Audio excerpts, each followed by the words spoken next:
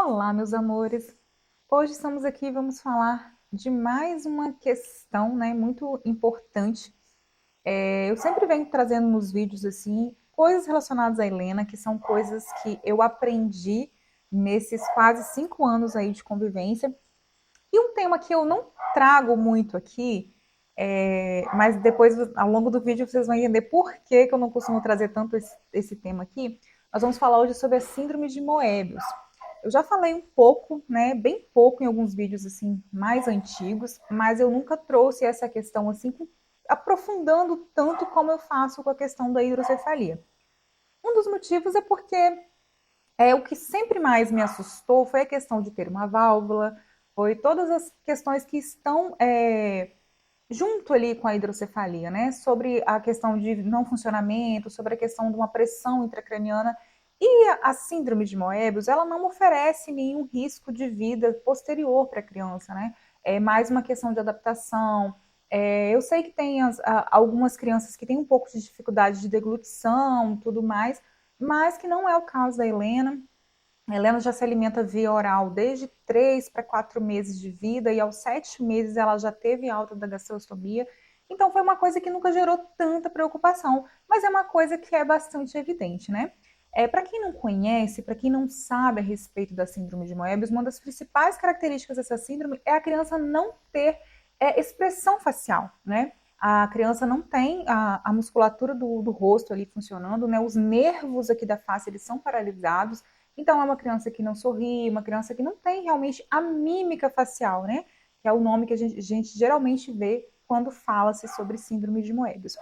É uma síndrome rara, é uma síndrome bem rara, ela não acontece tanto contra as demais. Eu acredito que por isso que ela não é tão conhecida, né, como a síndrome de Edwards e a síndrome de Down. Então, ela é um pouco mais difícil de você achar informações a respeito. O motivo, né, o que acomete, geralmente não é motivo genético. Nós passamos pelo geneticista quando a Helena era pequenininha, né, bem pequenininha, antes mesmo dela ter alta na UTI. E a síndrome de Moebius, ela não é uma síndrome genética. Eu busquei muitos artigos científicos, né, estudos clínicos, para poder ter um pouco mais de respaldo, para poder falar a respeito. E nesses estudos, apenas um caso que tinha uma criança que o irmão mais velho tinha a síndrome de Moebius e ele também veio acometido dessa síndrome. Mas geralmente não é, são fatores externos. E esses fatores externos, eles podem ser muitos e que são várias questões, né? Eu posso ir trazendo aos poucos aqui cada situação comprovada já cientificamente que pode trazer a síndrome de Moebius para a criança, mas um dos principais são contatos com substâncias teratogênicas, que são substâncias que trazem algum tipo de malformação fetal. E podem ser várias substâncias, né? E em muitos casos não consegue se chegar a um diagnóstico mesmo preciso de onde que veio, né? O que aconteceu durante ali o período, né, de desenvolvimento desse feto que acabou gerando a síndrome. Mas o vídeo de hoje não é para a gente falar sobre o que causa, né? E sim como a gente conviver com essa criança. Como que nós vamos entender as necessidades de uma criança que não tem expressão facial, né? Aquele bebezinho que não faz careta.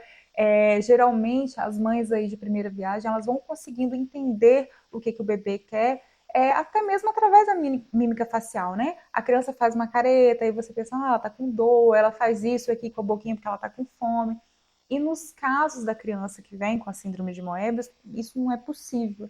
A gente tem que tentar outras formas, outros mecanismos de começar a entender essa criança, o que está acontecendo, né? Uma das coisas que me ajudava muito com a Helena, principalmente quando ela era bem menorzinha, era perceber mesmo a movimentação da mãozinha dela ali perto do rosto. Aí eu percebi que isso poderia ser um sinal de fome, né? O choro, por exemplo, da criança não é um choro normal como de uma criança que não tem, né? O acometimento. Quando ela nasceu mesmo, ela não tinha praticamente som nenhum. Mas aí foi também uma somatória da questão de Moebius com a hidrocefalia. Ela tinha ainda uma pressão intracraniana até os 17 dias, que foi quando ela colocou a válvula. E até nesse período, ela tinha um chorinho extremamente fraco. Se a gente estivesse um pouquinho distante do bercinho dela, não dava nem para ouvir. E depois, quando te descomprimiu, né, ela conseguiu chorar. Mas ainda assim não era aquela coisa normal. Até hoje não é normal, né? Ela chora. Hoje ela melhorou um pouquinho as expressões faciais, depois de fazer muita fono, e só o fato também dos estímulos ali, da alimentação ser feita via oral, ela já melhorou bastante. Eu vou colocar algumas fotos para vocês verem como que era a boquinha dela quando ela era pequenininha, quando ela era bebezinho ainda, e como que tá agora. Ela praticamente não tinha o lábio desenvolvido, né? A boca dela era bem reta, não tinha contorno labial, e tudo isso foi melhorando muito depois de fono. E também a alimentação, porque querendo ou não, a alimentação a criança faz várias vezes ao dia, e isso faz com que o músculo, né, se movimente, se desenvolva.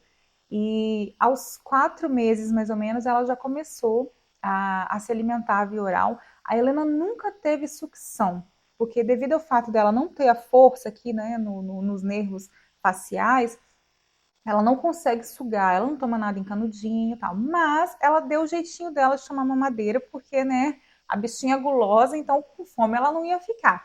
Ela meio que mordia o bico da mamadeira, porque esse movimento de abrir e fechar, ela sempre fez muito bem. Então ela sempre tomava as coisas no copinho, quando eu precisava de dar algo para ela na colher, sempre foi muito tranquilo.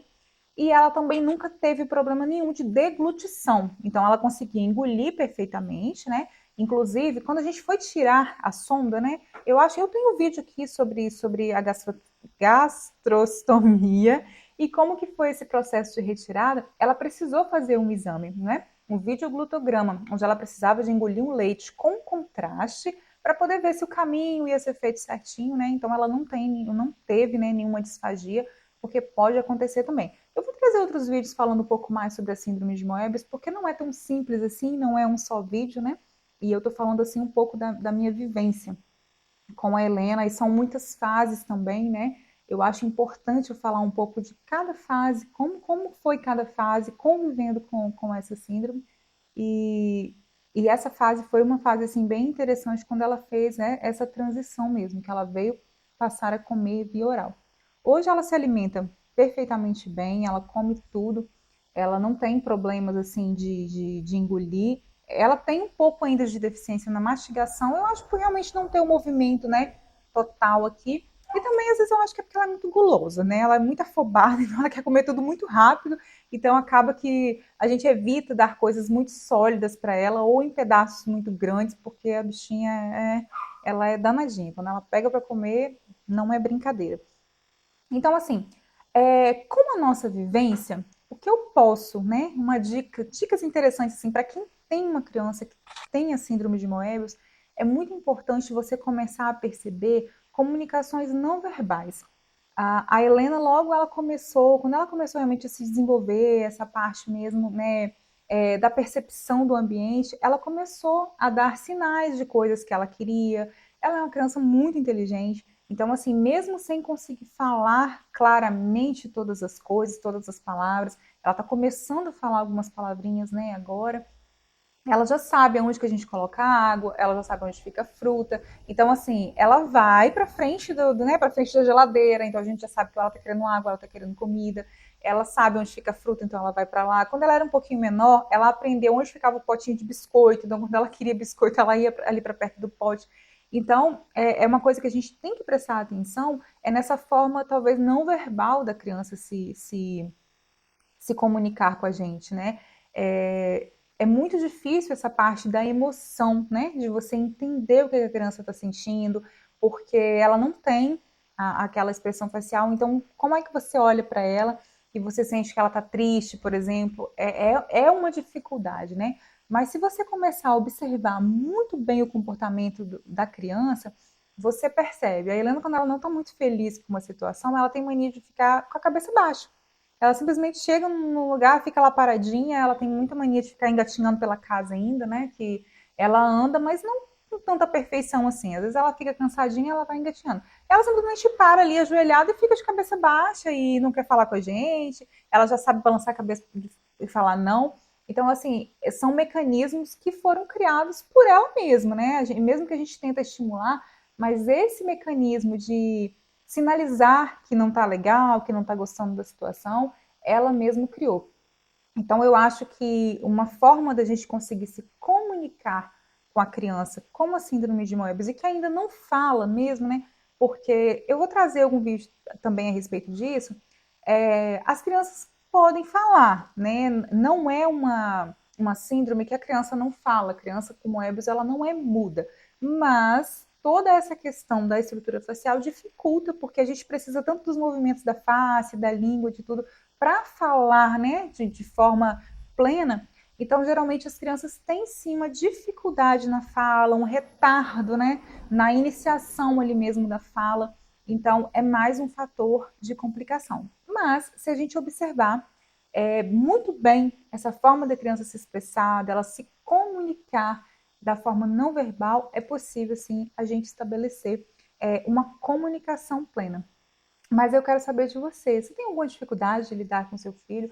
Ou você que não tem aí um caso na sua família, você conhece alguém com essa síndrome? É uma síndrome bem rara, mas eu acho muito importante a gente trazer conscientização e também a gente aprender a lidar com indivíduos portadores. Se você não segue a gente lá no Instagram, eu convido você a nos seguir, a página @mãesoueu1, e lá eu estou sempre postando, né, o dia a dia aqui com a Helena, e dá para a gente entender também um pouquinho de como é essa convivência, essa comunicação. Eu espero que você tenha gostado do vídeo. Muito obrigada pela sua companhia. Um beijo e até o próximo vídeo.